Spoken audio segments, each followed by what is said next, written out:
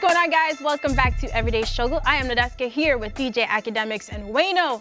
We've been gone for a month. It feels good to be back. It does. What's good, my friends? What's good with you? Been around the world and back. Man, I was watching you like all overseas, and I'm like, it's trying times in the world right now. You overseas, see with lions, tigers, bears. I'm just wondering if you got life insurance, man. That's what I'm saying. I should probably up my policy. Yo, Africa was amazing. I did Tanzania safari, and then South Africa was super dope. I seen a lot of people in Africa for New Year's. Everyone was in Ghana. We gotta really for get to, Afrochella. why do you just like fucking climbing mountains? Like, I just can't get it. Yo, I'm Grenadian. I like adventures. I'm an outdoor child. I'm just stuck in this On a concrete city vacation? all the time. Yeah. Vacation is about pool, beaches, scuba diving, you know. I didn't get to go snorkeling. diving with the sharks, though, so I do have to go back. Nah, That was don't on do the that. bucket list. Yeah, See? yeah, Why? yeah. Now you out of Like, line. I ain't You gonna out of lie, line now. you got some dangerous type of, like, you got a white soul. Yo, I also drank a lot. I drank a lot too, Akademiks. I made you proud. You drank I'm a lot? Yeah. Like, what do you drink? I've been Coffee? drinking a lot of Negronis recently. I don't know what that is. Negronis, It's like gin and Campari. bro. You like gin? You Anyway, come with some what you guys do on your international Shit, stuff, I vacation? mean, on my vacation, I chill. I got a little bit more focused, started a few things for myself. Me and Academics got up over vacation time. Really? Yeah, we did link up. You guys had a man, dinner I got date? up. Yeah, we got some man? drinks and shit. Got some drinks. You got him out of the house? Yeah, we gonna start hosting clubs this year. Okay. Me and Yeah, Academics. man, we gonna be in clubs. You coming too? I'm cool. You have to come. We bringing you with If us. you're hanging with lion, tigers, and bears, You trust me, gotta- the niggas of Queens will not scare you. I'm sorry, like They you're might, like, but I'm just. come on now. All right, fine, Hey, fair right. enough. I looked Come through her on. phone. She literally got like tigers right behind her, like lions. I didn't I'm even like, post all the. Oh yeah, it's on my phone. I Yeah, didn't you even post should. took none a of those selfie yet. with a tiger. Yo, I love lions. I've been waiting my whole life to run free in the wild. Yo, I also went to Aruba. That was cool. That was more chill All right. for a wedding. that dope? That was nice, yeah. It's more Academics. It's your vibe. You could just drink at a resort, kick it. Yeah. Nah, listen, I'm not the resort. Don't try to pay me like Yeah, that. you are. I You're an actually enjoy all-inclusive other stuff. resort The thing is, I kind of like person. luxury. Like my vacation is not about struggle, not about climbing mountains. Ain't nothing luxurious about that. But I had some good time off. My birthday passed. That was fun. Happy Oh, for belated. real? Yeah, yeah.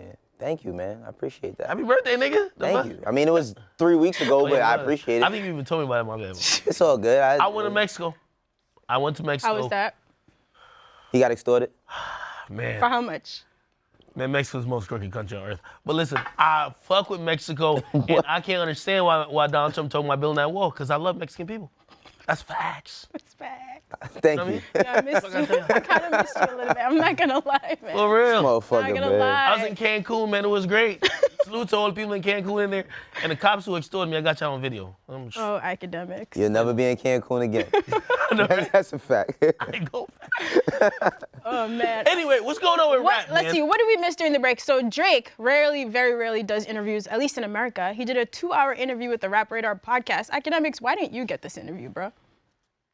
I don't know why I got it. But you know what? Listen, salute to my man Elliot Wilson, you know. Good B-Dot. Salute to my man B-Dot as well. You know, of course, like, you know, they handle the interview appropriately, so I Yeah, can't be mad. he- My time is coming. When my time No, comes, that was no shade. We just know you're the biggest Queen Aubrey stan, so I was. clean.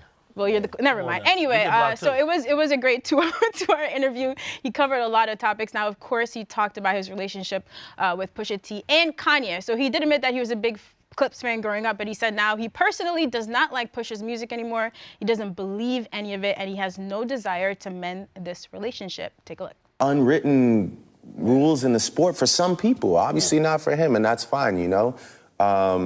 And he's just made an entire career off of it, you know. And some people like his music. I personally don't, because I don't believe any of it. And I like to listen to guys that I believe.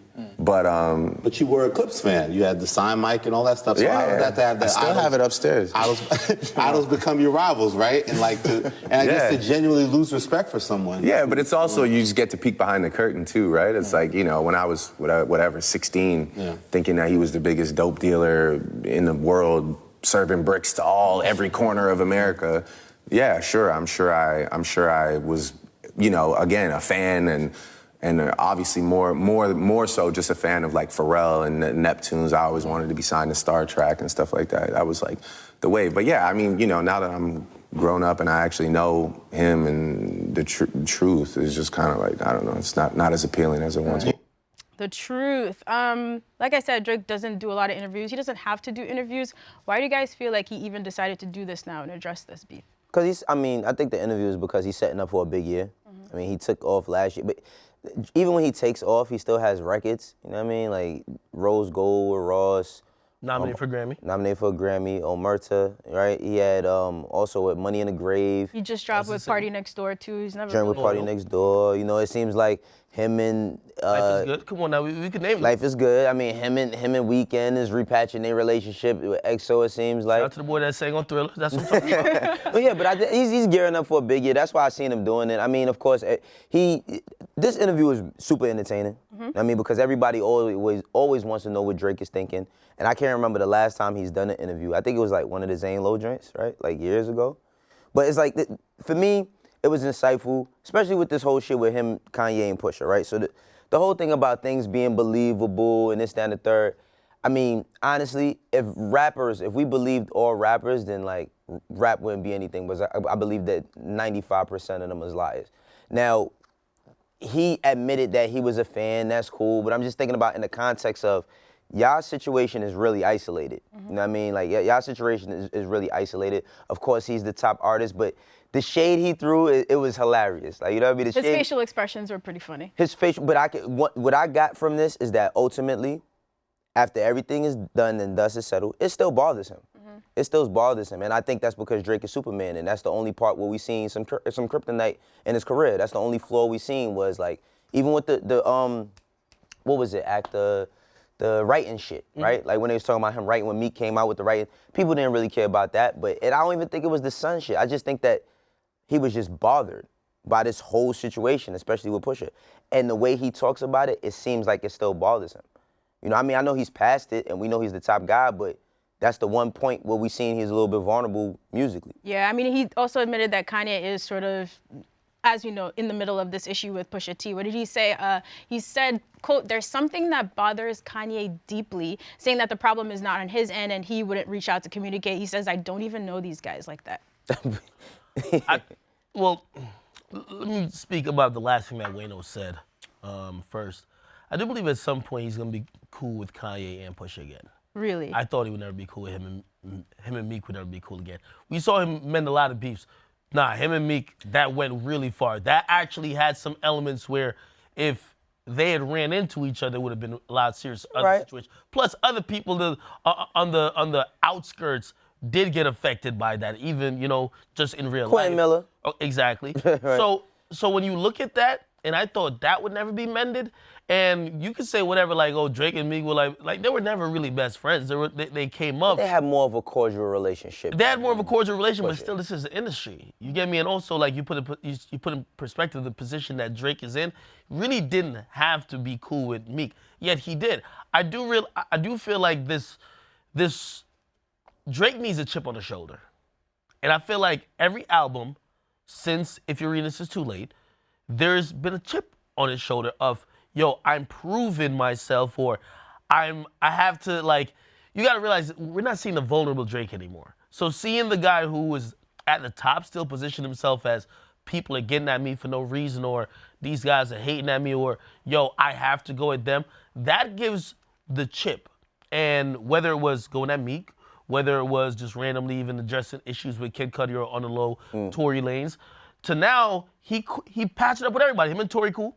Him and Meek cool. Him and Chris Brown cool. But you don't think this is a little bit different? Because Kanye is someone you sort of idolized. You remember he came out and publicly defended him in Rolling Stone. They were cool. He seems like he no sauce. Yeah, but he felt like it seems like he felt betrayed by Kanye in a different way. Okay, that's what I'm saying. It's in the moment. That's what I'm thinking. As time in the passes, moment though, like his son was involved in it. If everything they said was true, that he played songs for Kanye and then he relayed that information, it's like a different kind of betrayal, it seems like. I just don't think that, this is the thing, Drake don't have to be cool with nobody. He know that. Like, it doesn't benefit him to be cool with Kanye. Would it be cool for people to see it visually? Yeah, that's cool, the optics is cool, but Kanye in a whole different place in his career and where he's trying to go, I don't even think it makes sense for them to even be around each other. It's not really nothing to squash. I don't think that Drake is still or is gonna be saying shit about people running down on Pusha or no shit like that. I don't think it's to that level, but I think it's just safe for everybody to just stay away from each other. I don't think not that he needs to, but I don't think that him being cool with Pusha or Pusha being cool with him is even a thought in anybody's mind. I feel like if you listen to the tone of this interview, compared to the tone versus the interview he had with DJ Semtex, this was in the aftermath of the Meek situation, but he was still pretty much still upset because, again, no one would really mention him on a legacy level without saying, but he don't write. You know, and some of that subsided even though Pusha brought it back up. He seemed like, and he said I'd never be cool with Meek again, but he did. I don't think he's more mad at just the fact that Pusha T or even Kanye maybe fed information about his son, more than he was mad about that, because that was the first chink in his armor. If anything about this is I think he's more mad, if you ask me personally, right? Or he won't get over it in terms of people saying, this is your first loss. Because the Meek thing was easier to get over. He took the win on a big level. But he didn't lose. That's why though. Okay, of course that's what I'm saying. That's what I'm saying. Yeah, he's the all right. So I don't think he's mad at you wrote my son up. I think he's like, I didn't really get mine off that I could get the win. So like the more telling comments was him saying, yeah, I accept the loss, but it was by choice. And see, that's what I had a problem You get me? with. That's what I have. Like, that's the only thing I had a problem with the whole shit. I just feel like, you know, Drake. All right, he's the highest level artist there is right now. You cannot change the rules of how battle rap goes. Like even with the whole shit about is it true, and it doesn't matter if it's true when it's battle rap. And of course, this is not traditional battle rap where they're standing in front of each other and saying the most disrespectful. In battle rap, you're supposed to say the most disrespectful shit there is, right? Now, okay, even with because B-Dot asked him about the line about Pusha's wife. It wasn't the craziest line, but once he felt like he crossed that line and Pusha felt like he could cross whatever line he wanted to cross. This is battle rap. There's nothing more disrespectful than like when Beanie Sigel and Jadakiss was dissing each other and we both looked at them as very highly respected dudes in the street outside of music, and they were talking about suck my dick, you gonna die when I catch you, I'ma do this. They questioned each other on all types of levels. So to me, this not even that deep. It's not that deep, but I feel like it bothers him only because it's the one time. Like, this nigga wins so much, it's the one time he might have lost, and then he just can't. I'm not saying that he can't take it. It's like, I default take the L. It's legacy plays. His legacy's not tarnished, though, with that. And, if anything... in the armor, these are... I always feel like everything else is smoke and mirrors. Right. Except what is the legacy play. Yo, you're dissing my producer... He has a medical condition. Not saying that might have been like whatever, but you're right. Worse things has been said. Bro, Ether on right? Jay-Z, that's one of the biggest, you know how much wait, hold on, wait a second. Let's go back to, real quick. Let's just take the time machine and go fucking back.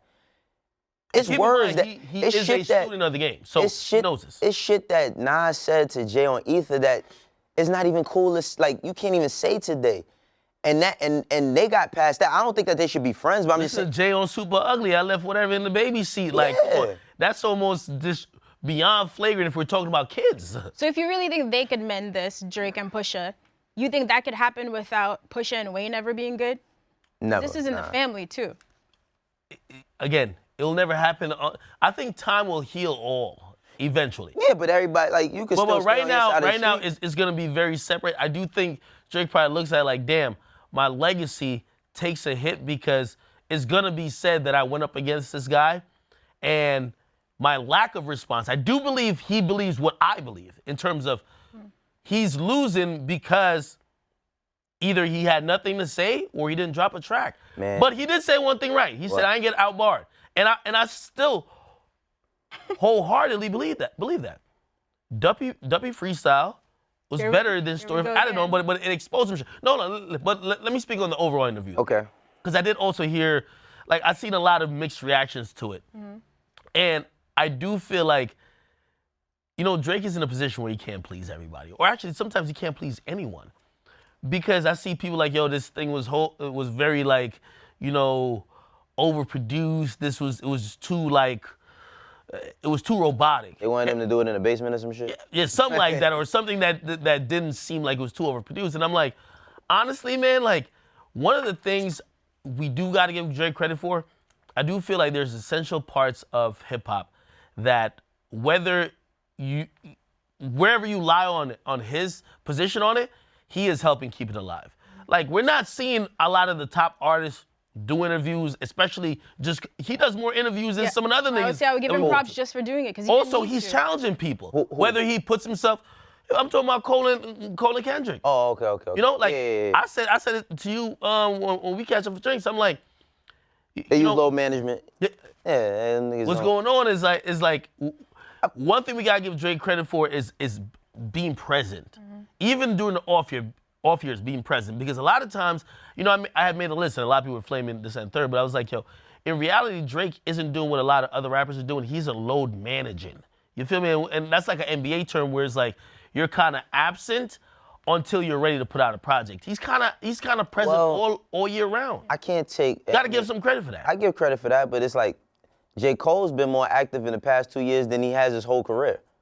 Like between We gotta keep it up. K.O.D, the K.O.D tour, executive producing fucking Young Thug's album, putting out Revenge of the Dreamers, having a big single on that, having one of the best verses on that. I mean, I get it. He might have not done it like a interview. As a matter of fact, he just did something with Ryan Coogler and what's my man's name? Beast Mode. Marshawn Lynch. You know what I mean? He just did an interview with them, but it's not like a J. Cole interview. It's just kind of a conversation. So I kind of gotta take that away from Cole, putting that over his head. With Kendrick, I think that one of the biggest reasons why we haven't seen Kendrick is he was highly affected by that Nipsey shit. Now I think he's gonna get back to music and all of that, but I think I just seen a clip yesterday and it kind of reminded me, and I think they might have been on K-Slay. It was Nipsey, J-Rock, and Kendrick.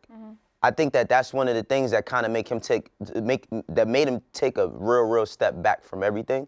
So I don't want to say that Kendrick isn't like prevalent or he's not out there. And again, why don't we put Meek? I know you had your tier thing when we was on break, but I feel like we have to put Meek in the top tier of artists as well. I missed your tier thing. What was the list, real quick? Yeah, so it was basically I put out a tier. I said, listen, you know, I've always said that rappers want to be basketball players and basketball players want to be rappers. These days, rappers and basketball players all want to be like just fashion niggas. You can see how they dress. Right. But in reality, that comparison has been here for a long time. Whether like you could look, there's a list of YouTube videos of how many times Nicki Minaj has used references just to basketball players, or even Jay, whoever, right? Like compare yourself to basketball players. Hand in hand. Now, when we think about basketball, there's tiers to like the talent list. And sometimes not only just raw talent. Sometimes like, all right, yeah, LeBron might be close in skill to you, but when LeBron goes on a team, he's gonna win. And that whole thing for me was like, hey, I feel because of Drake's activeness, his presence, usually year in and year out, also his skill, his numbers, and everything involved, it's unfair to put him in the same tier. And again, I'm not just judging off skill. Okay. That's the most important thing. I think people got at me with like, yo, you wouldn't put him in the same tier as other people. No. So presence. So his presence is about numbers. It's about a lot of things. And as I was doing it, like I also charted, if you can't sell out an arena, you can't be of a certain tier.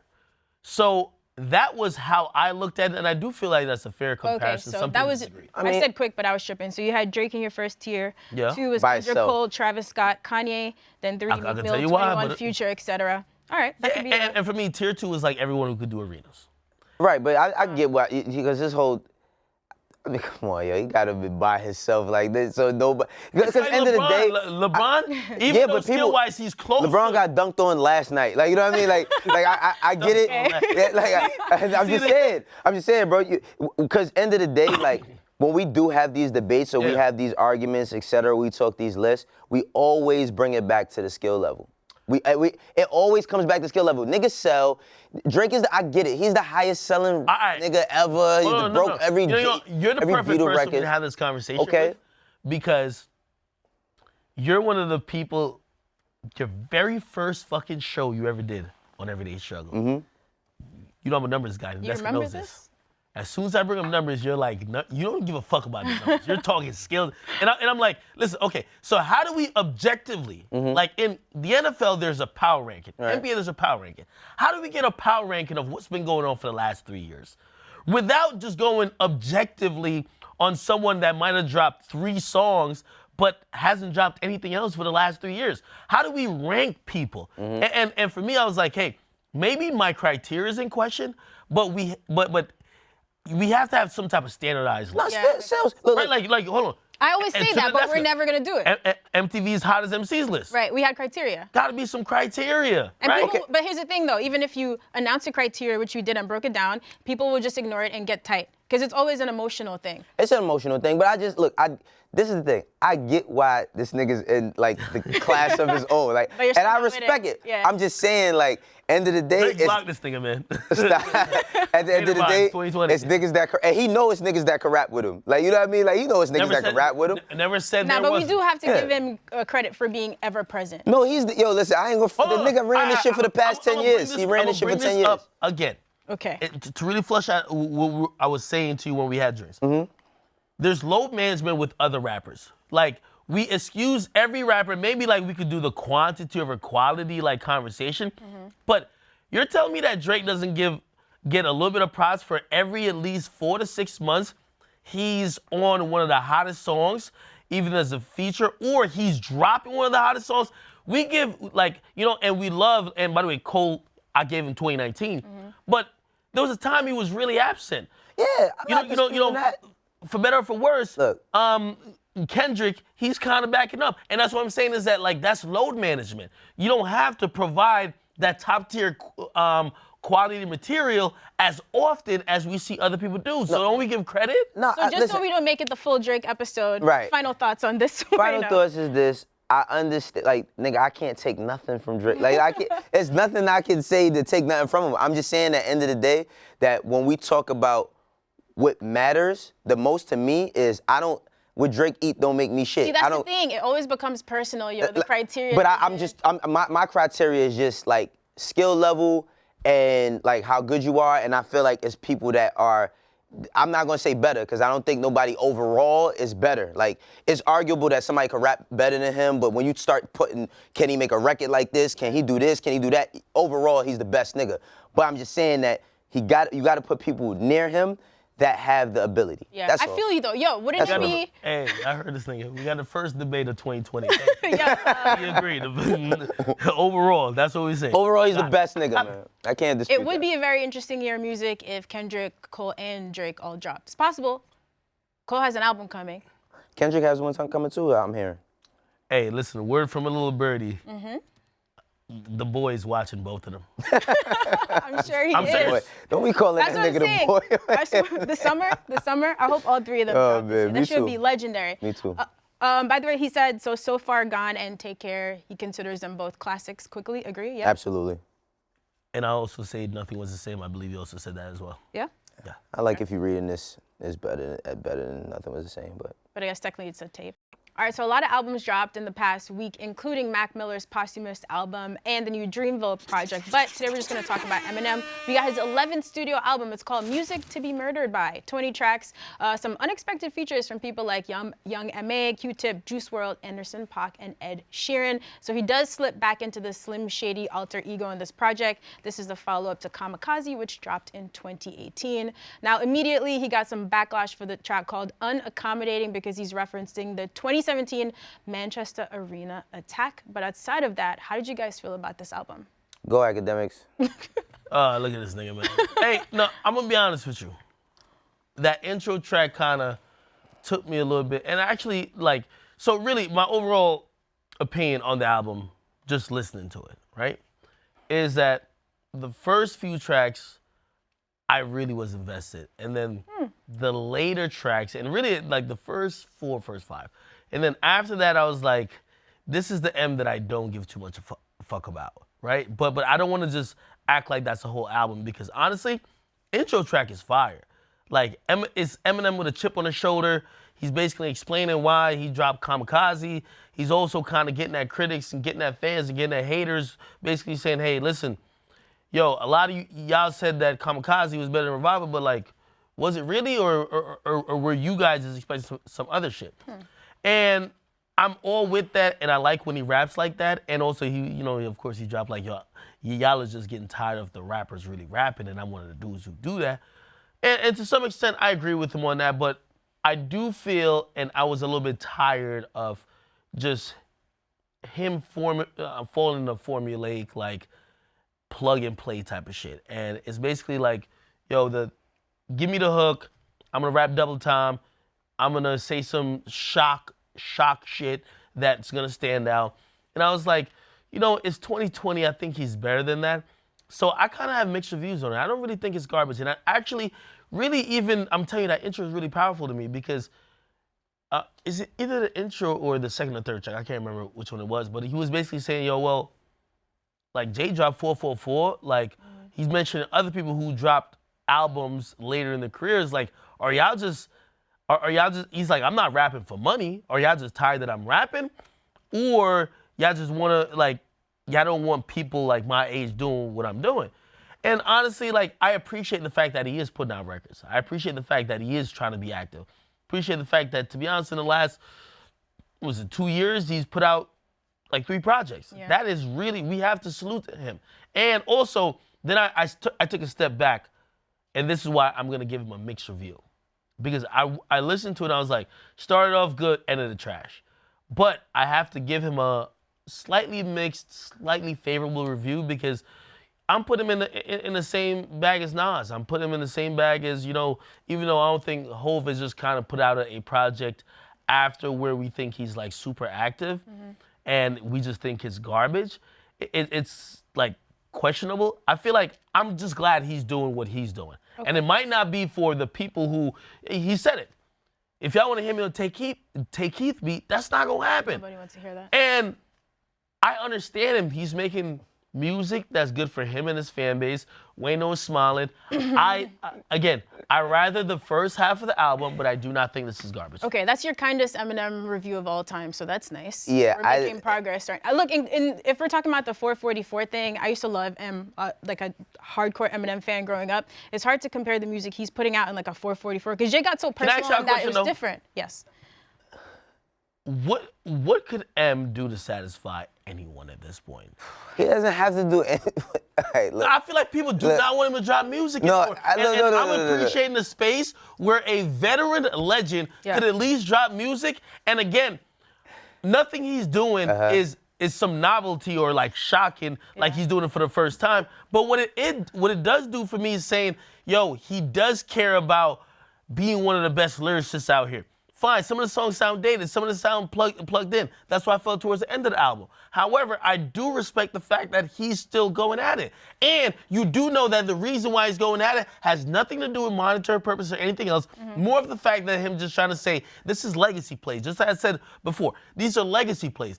444, and again, I'm not going to compare this album by M as Jay's 444, but those are legacy plays. You're a legacy businessman and you're a legend. But what did you do after we knew that you're not rapping to be in competition with the current? These are legacy plays. I thought this was a pretty okay album.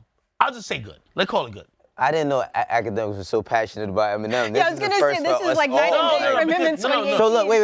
It's popular to shit on M, and that's what you about to do. I'm not about to, see, shut up. I'm not about to shit on M. Shut up. What I was gonna say is that the squinty eyes, nigga. The squinty eyes means you about to hate. Don't make fun of my eyes, okay? The squinty eyes means you about to hate. This is the thing. Drake know that too. That's why he blocked you. Look at this. Okay, look. All that shit you say, you could have simply just said the album just too long. That's the whole point. It's just a long ass album. I don't think anybody like wants a long ass album by anybody anymore. It's kind of fucked up, but I don't, even right now, I don't want to see a Jay-Z album with 20 songs on it, like right now. Wait a second, nigga, shut up, man. That's a very reasonable criticism. Wait a second. It is. You want to know why? Because you just said that in the beginning, it starts off good and it goes good, but towards the end, it's a lot of plugged-in songs that the shit just gets whacked at by the end of it. You did say that. You did say that. No, I did say that. Okay, so nigga, if he cut unanimously though about albums being too long. So it shouldn't be like a shock to you. So wait a second. If he cut the shit, if he cut this shit to like 13, okay. If he would have cut it to like 13, it's good. Like the shit with him. First of all, salute the fucking Eminem for putting Young M.A. on a song. Yeah. I think that was super left field, but he did it with Fresher before. You know what I mean? Like he's always had like a feature that we're not expecting. cool. The shit with Juice WRLD, fire. The shit with Royce the 5'9" and White Goat, fire. I even like the shit with him and Black Royce Thought. was spinning some real shit. Yeah, even the shit with him, the joint with Skylar Grey. I haven't even seen, I mean, I might just be out the loop with Skylar Grey, but I haven't seen her name since fucking Lupe Fiasco. You know what I mean? But I feel like M is always gonna bring her back for a feature. Right? Now, cool, but then when you start, at the end, got songs with the Serrani sample and shit. That's why I asked you think that's a cultural appropriation? You're a Jamaican guy, right? Allegedly. Gotta check. He's allegedly Jamaican, right? No, don't safari me. I don't know about that nigga. All right. It said Jamaica, New York in his passport. Okay, so I'm just saying, all right, whatever. I'm just saying, I think like M, what I got from that, and even the intro, it has a lot of like depth to it. It has a lot of like, you know, things that he's saying, but he's still bothered by shit. Like, it's just like, bro, every time you come out, he said, every time I come out, he sell 4 million. Okay, then who the fuck is you talking to? Who are you talking to that don't like your music? Why are you worried about them?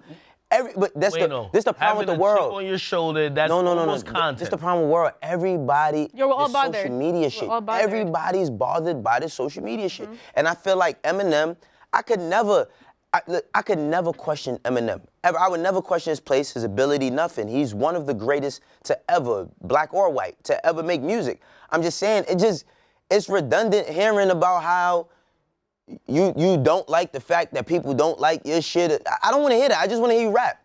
Is it but I don't want to hear you do it for 20 songs. Is it bothered or is it like just using it for content?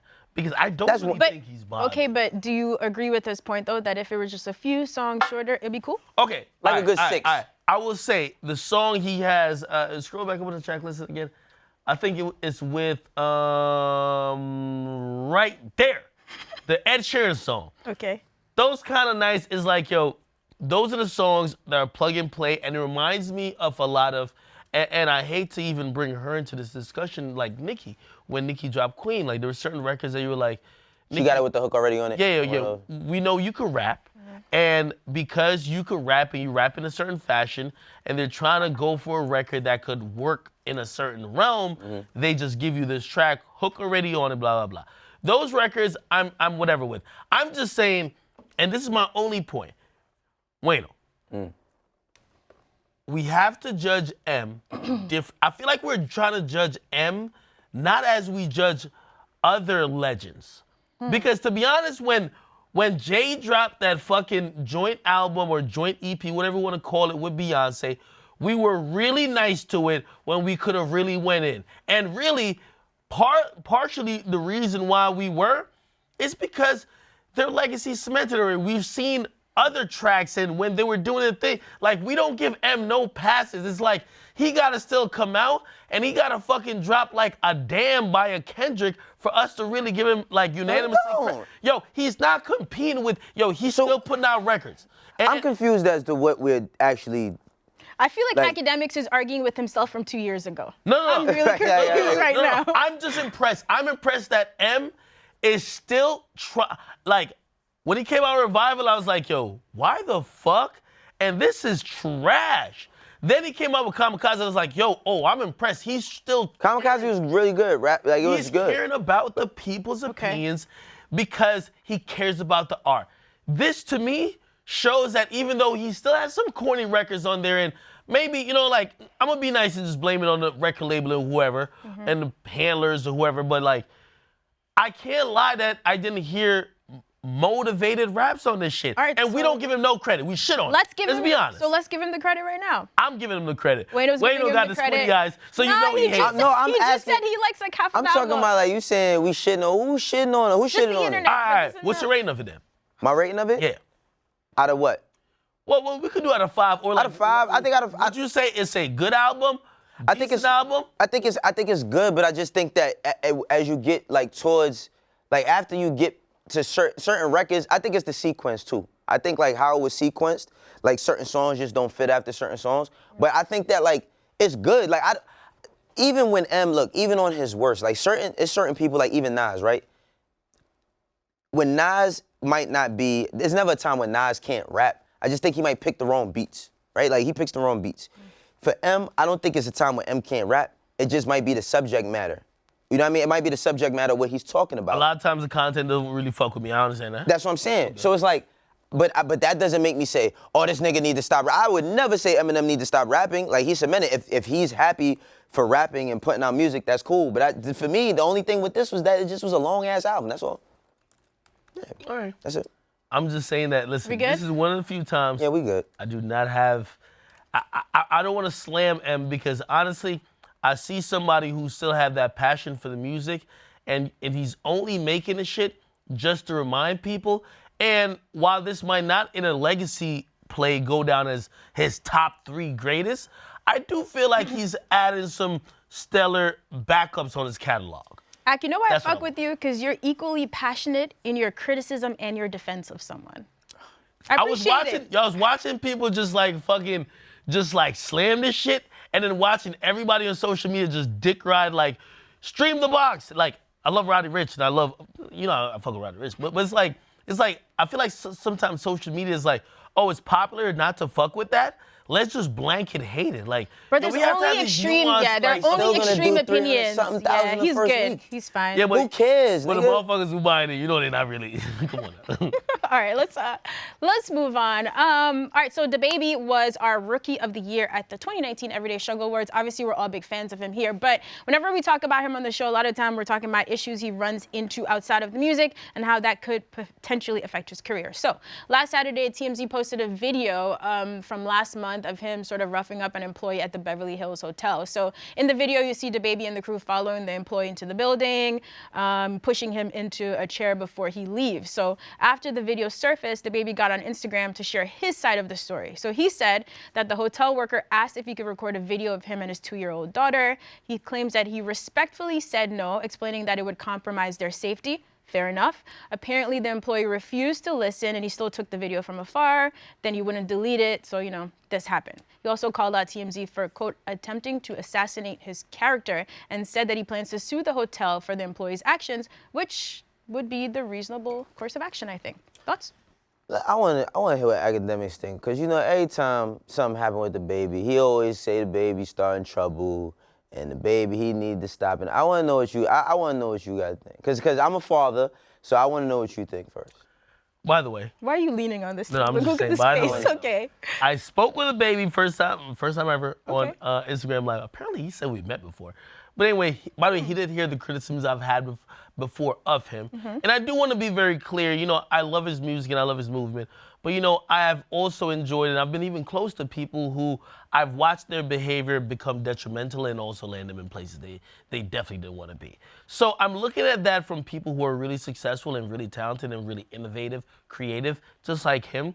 And I will say, in this situation, though I saw his reasoning, I completely fuck with it. You have 3 people with you.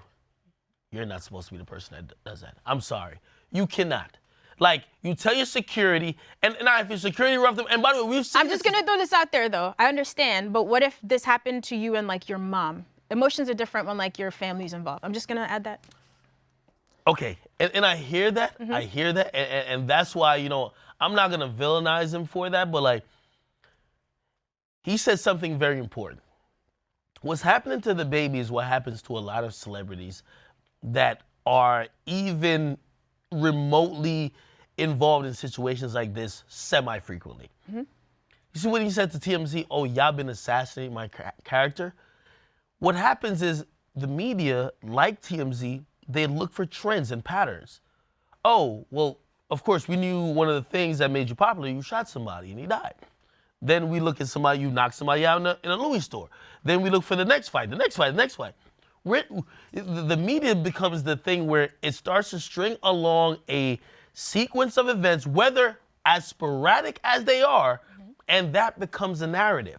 So what I'm saying is that, again, I can't blame him if he couldn't control his emotions at that time, but he should be well aware, if he's calling out TMZ afterwards, that that's what they want to paint him as. Right. They want to paint you as the violent hood dude who's basically, and by the way, keep in mind, he was just arrested after some promoter shit. Right. And one of the charges that he caught in another state, I believe Texas, was participating in organized crime. That means they're trying to say you're doing crime while you're being an entertainer. And I know, listen, that's Texas. I don't know how they deal with stuff, but you know, when it comes to New York, if you ever hear something about organized crime, you hear RICO, you know, the shit's done. So all I'm just saying is that I hope he's a little bit more careful, but I can't blame him too much once you bring up the family. I understand a bit. This is the thing. With DaBaby, he's damned if he do, he's damned if he don't, right? Hypothetically speaking, if this went the way that he's saying it went, and he asked the dude, like, yo, please don't do that. I got my child here. Once you decided to say, man, I hear that, but fuck this shit, I gotta get my video. You violated. He's staying at the hotel, which means you probably could have got a picture later, or you probably could have got a moment with him later, etc. Now, the thing with DaBaby is, when you're with your children, it's no different than you. Remember how you was just in the wild. People defend their kids, for real, just like in the wild. Like, that's just nature. Your instinct is to defend your child. So he's just trying to make sure that where they're at isn't compromised, because then he could just be coming out the hotel, and then you got TMZ running up in your face. And they don't give a fuck if you got your kid or not. Right. They just want to get whatever picture they can and say whatever they want. And, hey, DaBaby, how's it feel to do what you did in Walmart and get away? Like, you know what I'm saying? They troll, too. Now, again, he's damned if he do, damned if he don't. You say he should have had one of his homies handle it. But if his homies handle it, then it's the same shit that happened with the promoter. Because his homies handle it. We didn't see DaBaby on camera. We see a few people roughing a guy up or whatever, allegedly. And then it's like, oh, they assaulted me. They poured apple juice. It got weird. They poured apple juice on me and all this other shit. I thought the video was him doing it, wasn't it? I don't know. Like, I seen the video. I just seen like multiple people. Yeah, I could assume it was him or somebody else, etc. I'm just saying, it's like, where is, for him to be staying there, where's the buffer? Like, where's this hotel security that protects him? Where's the person supervisor that keeps this guy in line and say, yo, get back on the fucking floor. What are you doing? That's where I think I question you. Okay. Because, Wayno, you're a manager. You've managed a lot of artists who may not even realize in the moment what's at stake. Right. May not also want to react appropriately, especially, let's keep in mind this is Beverly Hills Hotel. Right. We're not dealing with Motel 6. We're talking about a very high-class hotel. Absolutely. Right. To be honest, things like that are very taken very seriously. And also, to be honest, that's definitely a fireable offense because they have a lot of celebrities, a lot of high-profile clientele that come through there. Right. As a manager, Wayno, right? Not so much as a baby, as a manager. Okay. I could imagine that you are probably not saying, yeah, rough him up. You're probably going to say, yo, you're going to talk to whoever the man and be like, yo, listen, this person's violating my client's space. Right. We either do not want to stay here or it's going to be a problem that much that they're going to fire that person. Right. So I feel like as a manager, you go that route. So that's why okay. I'm having a hard time interpreting why you're... Let me explain. So I don't know if his manager was there at the moment or not. And again, when things is happening in real time, at that moment, he's not going to say, yo, come downstairs. You know, this dude is down here. He's going to handle it himself. Now, no, I don't think, that's why I said he's damned if he do, he damned if he don't. Most times you shouldn't put your hands on somebody. But that's how he reacted because it's in the circumference of his child, right? Now, as a manager, me personally, if I was there, I would have intervened, or I would have spoke to the kid, or I would have been the one to jump in front of him to say, yo, move. But I don't know where his manager is. And I don't know if any of those men who are in the video when he's walking with him, because he said he gave his daughter to her uncle, right? That's what he said. He said, I gave my daughter to her uncle. So he didn't mention my management tried to intervene and speak. So I guess it might have just been them. So, okay, so more you're hypothetically speaking, I'm just saying about what the situation is. But if I was there as a you're manager, understanding his reaction more as a father more than as a father. Okay, I understand because and I'm not a high profile person like DaBaby, but it's been times where like I've been in the mall and I'm walking and I see somebody that notices me and I have my kids and they make eye contact with me and be like, oh, I just wanted to say what's up. I see you, with your family and keep it moving, and I respect that. But even sometimes like if we're in the same store and a person, like, depending on how they did it, I'll give him a portion of my time, but he's not saying anything that happened. He said the dude tried to tape him. He said, yo, chill. Dude was like, all right, chill for a second, then still proceeded to go. So at that point, we don't make rational decisions when we're emotional and we're angry. And I think he just made an angry, emotional decision. Is he right for putting his hands on the kid? No. But do I understand how that happened? Absolutely. Can I ask you one last question? Yes. I've seen how they're stringing along, and you see called out TMZ. They're stringing along violent incidents for them. if you're his manager, what do you say? Because that's gonna happen maybe somewhere else, maybe something worse or something less. To who? To him or to TMZ? No, TMZ gonna do what they do. I think it's about how they're painting him in a certain light. Right. What do you do to try to negate that? Because these explanations, they're cool, but I mean, I don't know how he moves, but what I would do is like just change the behavior. You know what I mean? Like change the behavior. As an artist, you don't want somebody looking over your back every moment. And he's usually not alone. You know what I mean? He usually has people with him, but there has to be some sort of system where a person can intervene most situations. Sometimes you gotta remember, DaBaby been on a come up longer than he's been rich in this position. So we can't just act like tomorrow. I get it. You know, you making tons of money. Getting all these awards and accolades. We expect everybody to act accordingly and act a certain way. He still comes from a certain type of environment. He's still used to certain type of things. It might be certain things that like just how he operates or how he deals with capacities of people being near him where he might feel uncomfortable with. We got to change the behavior of that and how he acts. Look, and so obviously he's not the only rapper who's going to be dealing with issues like this, like Wayno said. You know what I mean? Coming from the hood and then getting used to fame and money. So Pop Smoke, of course, he had a huge year last year. Had one of the biggest records in New York. He's about to drop, I think, Meet the Woo 2 soon. But he was arrested at JFK last Friday for reportedly transporting a stolen Rolls-Royce from LA to NYC. So apparently he borrowed the car, for a video shoot. Was supposed to return it the next day in exchange for some backstage passes, but instead brought it back to New York. So he was arrested, eventually released on $250,000 bond, and he has a court appearance coming up February. He could face up to 10 years in prison, which would be unfortunate because his career is popping at the moment. What do you guys think? Like, maybe I'm just paranoid about just New York hip hop in general. I see the story and I just feel like the arrest just ain't about the story. Like, again, just reading what it is, and I know it's a very high-priced item. A Rolls-Royce could cost up to $500,000, if not more sometimes. But the cops don't really give a fuck about niggas' possession like that, especially to arrest them on federal charges. A lot of times, I feel like there's other things surrounding it, why they even want to pick you up. You know, and I look at, his hype, his buzz, and where he sits currently in the New York, ecosphere in terms of, Brooklyn drill is a real thing, and it's doing a lot for a lot of new artists getting in, making a lot of waves. I thought it was gonna come and go, but it's just kind of popping. You just want to be careful about that. I'm just saying, a lot of times when we start covering, think about any of these rappers from Kodak, NBA YoungBoy. Remember at first we were like, oh, 6ix9ine. It was never isolated. It felt like, even though they never oh yeah, that's why it tells you there's a very watching eye on what you're doing. Be very careful. I'm glad he got released. I seen a post, it looked like he might have had issues with Casanova. They're cool now, they're having dinner. That's really good. I'm hoping that the movement that's going on doesn't get derailed by any arrest. Yeah. So I just don't think it's about that fucking car. I'm sorry. Yeah, I kind of agree with Ag. I don't think it's about the car, but I think I don't know if Pop Smoke and he may or may not understand the severity of having a car.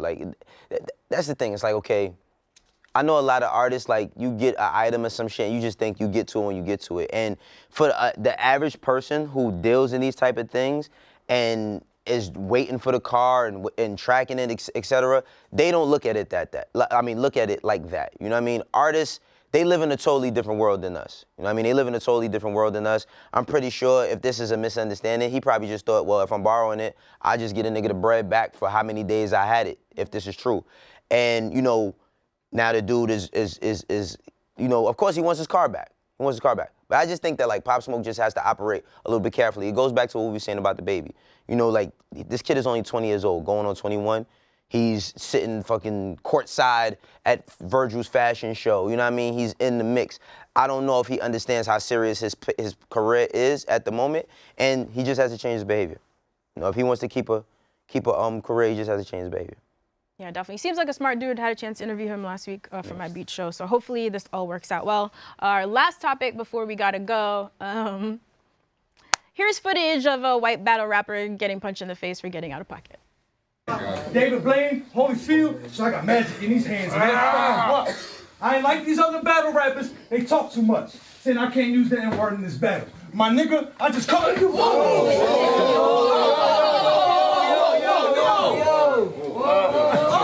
I didn't see this. Immediately. Did he deserve that or too Immediately. much? I didn't see this. Yeah, because he said that he couldn't. He said, they said I couldn't say the N-word. My nigga, yeah.